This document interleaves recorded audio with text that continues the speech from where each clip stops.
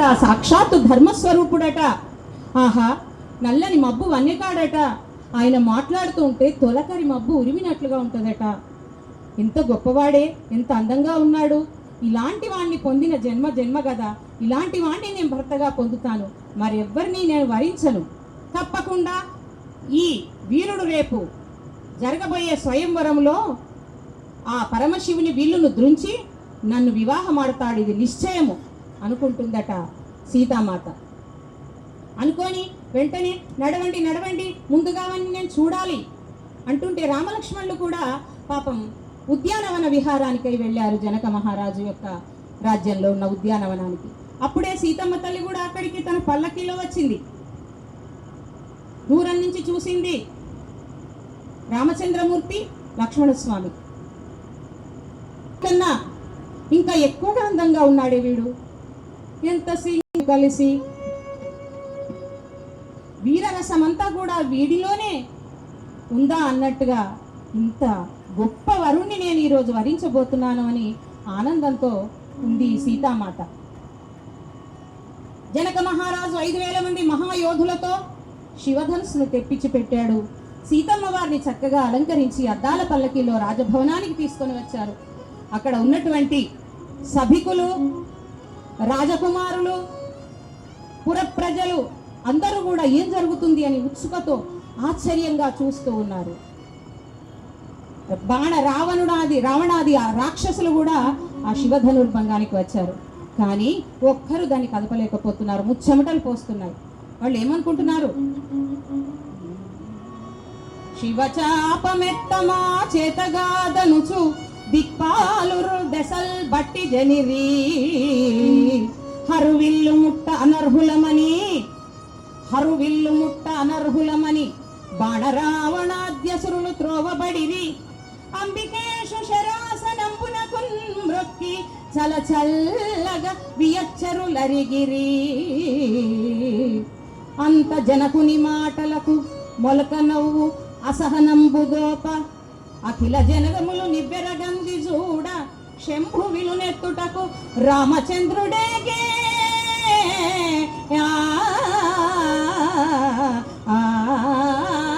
జై శ్రీమద్ రమారమణ గోవిందో హరి గోవింద గోవింద. అలా అందరూ నివ్వెరపడి చూస్తూ ఉంటే రామచంద్రమూర్తి ఒక పురుష సింహంలాగా ఆ విశ్వామిత్ర మహర్షి ఒక ఆజ్ఞ తీసుకొని శంభువిల్ను విరవడానికి, పరమశివుని యొక్క శివ ధనుర్భంగం చేయడానికి సభలో ప్రవేశించాడు. ఆయనను చూసి సభికులు రకరకాలుగా అనుకుంటున్నారు.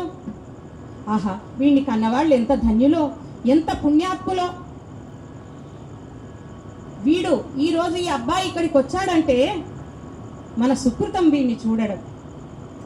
వీడు సీతను శివుని వీళ్ళు ఎత్తని మానని, కానీ సీతకు తగిన వరుడు మాత్రం ముమ్మాటికి నిశ్చయంగా ఇతడు. మరికొందరు అంటున్నారు, ఏ పుట్టలో ఏ పాముందో పిల్లవాడైతే మాత్రం ఎత్తకూడదని ఏమైనా ఉందా అని ఇంకొందరు. ఇలా రకరకాలుగా వాళ్ళల్లో వాళ్ళు అనుకుంటూ ఉన్నారు. అమ్మో, ఎవరికైనా అసాధ్యమే ఈ పని అని మిగతా రాజులు అనుకుంటూ ఉన్నారు. ఈ పుట్టి ఆ సభా మండపంలో ప్రవేశించి ఒక చెరకు గడను మత్త గజం ఎలా ఒకసారి పుట్టుక్కున విరిచివేస్తుందో అలా శివ ధనుర్భంగాన్ని చేశాడట. వెంటనే దేవతలు పుష్పవృష్టిని కురిపించారు ఆ జనక మహారాజు సభలో. సీతామాత తొలకరి మెరుపులాగా అందంగా అలంకరించుకున్నటువంటి ఆ జగన్మాత సాక్షాత్తు మహాలక్ష్మి వచ్చి రామచంద్రమూర్తి యొక్క మెడలో ఆ వరమాలను ఉంచింది. గంటలు భల్లుమనే గుఢెల్లుమనే గుండె నృపులకు ఝల్లుమనియే జానకీ దేహము. ఒక నిమేషమునందే నయము జయము భయము విస్మయము గదురా. జై శ్రీమద్ రమారమణ గోవిందో హరి గోవింద గోవింద. అలా సీతా స్వయంవర ఘట్టములో శివధనుర్భంగం అనే దాన్ని పూర్తి చేసి రామచంద్రమూర్తిని సీతాదేవి వరించింది. వెంటనే జనక మహారాజు దశరథ మహారాజుకు వార్తను పంపించాడు.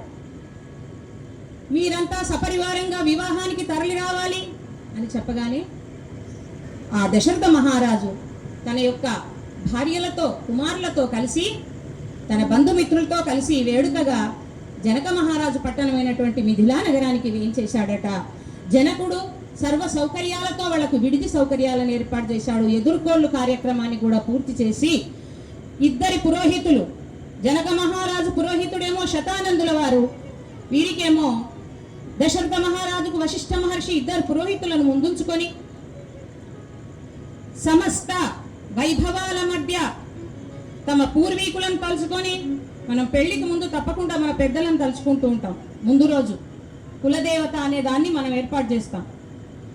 అలా స్మరించుకొని తనకు అల్లారు ముద్దుగా పెంచుకున్నటువంటి ఆ సీతామాతను, సాక్షాత్తు మహాలక్ష్మిని, ఆ జగదంబను, మహావిష్ణు స్వరూపమైనటువంటి పరబ్రహ్మ స్వరూపమైనటువంటి రామచంద్రమూర్తికి ఇచ్చి వివాహం జరిపించాడు. తన గర్భవాసాన జన్మించిన ఊర్మిళాదేవిని లక్ష్మణ స్వామికి ఇచ్చి వివాహం జరిపించాడు. తన తమ్ముని కుమార్తెలైన మాండవి శృతకీర్తిలకు భరత శత్రుఘ్నులతో వివాహం జరిపించాడు. ఎప్పుడో చైత్ర శుద్ధ నవమి పునర్వసు నక్షత్రం సాక్షాత్తు శ్రీరామచంద్రమూర్తి యొక్క జన్మదినం. అలాంటి పుణ్య దివసాన దేవతలు దేవదిందువులు మ్రోగుచుండగా, ఆకాశం నుంచి పుష్పవృష్టి నిరంతరాయంగా కురుస్తూ ఉండగా, సీతమ్మ తన సిగ్గును ప్రకటిస్తూ రామచంద్రుని వైపు చూస్తూ తలంబ్రాలు పోసుకుందట. రామచంద్రమూర్తి సీతమ్మ వారి యొక్క మెడలో మంగళసూత్రాలంకరణ చేశాడు. ఆ ఘట్టాన్ని కొంచెంగా వివరించి ఈనాటి కథను ముగిస్తాను.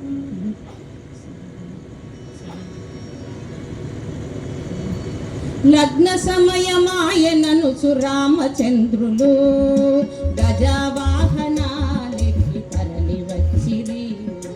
లగ్న సమయమాయననుచు రామచంద్రులు పచ్చ పందిళ్ళ కింద పరగ నిలిచిరి.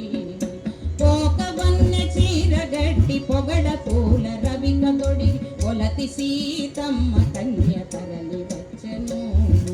సీత చేత ముత్యాలు, రాము చేత రత్నాలు, తలంబ్రాలు పోసుకొని సీతారాములు. పచ్చ పైడి పల్లెరములో పచ్చ ప్రాలు చాలగలి మధుపర్కం పెట్టిరా వధూవరులకు.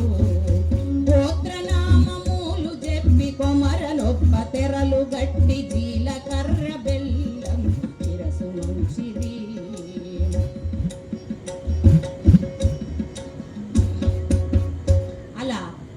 సీతారామ కళ్యాణం అత్యంత వైభవంగా జరిగింది. వచ్చిన వాళ్ళందరికీ కూడా ఆ జనక మహారాజు ఎంతో మంది బ్రాహ్మణులకు అనేకమైనటువంటి భూరి దానాలు చేశాడు. ఆ రాజ్యం అంతా కూడా ఆనంద సందోహంతో నిండిపోయిందట. ఆ నలుగురి పెళ్లితో దశరథ మహారాజు తన కుమారులను కోడళ్లను తీసుకొని 5 రోజుల పెళ్లి ముచ్చట జరిగిందట. జరిగిన తర్వాత అందరినీ తీసుకొని తమ పట్టణమైనటువంటి దశరథ మహారాజు యొక్క అయోధ్య నగరానికి బయలుదేరారు అందరు కూడా.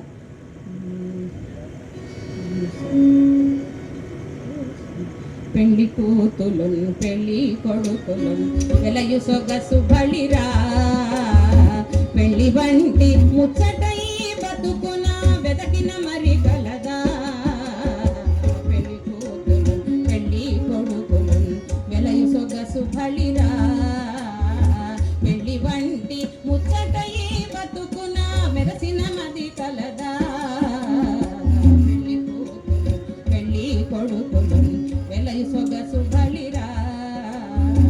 అడుగులందు పరాణులతో కళ్యాణపు బొట్టులతో నిడద కనుల కాటుకతో చుక్కల నివెర చుక్కలతో. పెళ్లి కూతులు పెళ్లి కొడుకులు వెలయు సొగసు బళిరా. పెళ్లి వంటి ముచ్చటై బతుకున వెదకిన మరి కలదా.